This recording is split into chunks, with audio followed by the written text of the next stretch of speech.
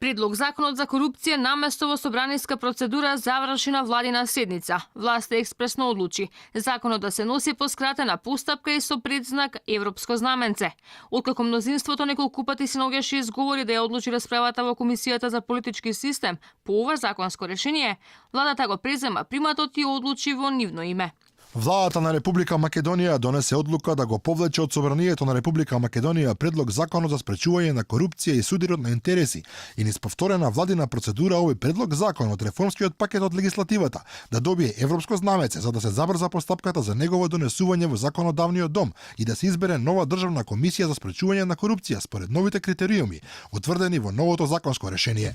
Ниту 40 амандмани на опозицијата за предлог законското решение не беа разгледувани. Претеничката Ана Лашковска за Алфа вели дека законот намерно се кочи. Во собраниска процедура во моментов се два закони. Еден од влада кој не е повлечен и истиот закон предложен од група претеници, но за него расправа никако да почне.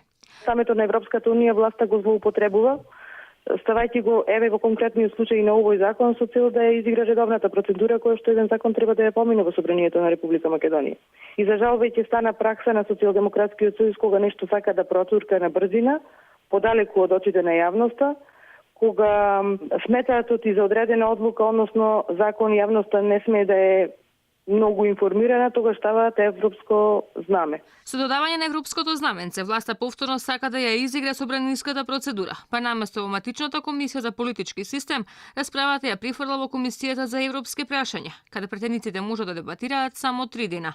Собраниски извори за Алфа брифираат дека иако расправата не започна во матичната комисија, сепак постоел договор за дел од забелешките на опозицијата, но во меѓувреме владата си донесе нова одлука.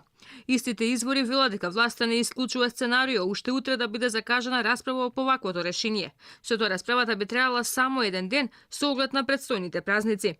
За сега е нејасно што ќе се случи со 39 кандидати кои по старото законско решение се кандидираат за членови на антикорупцијската комисија, која по колективната оставка на претходниот состав остана нефункционална. Неизвестно е дали воопшто до претседателските избори ќе биде избран и новиот состав или ќе биде спроведен уште еден изборен процес без антикорупцијска комисија.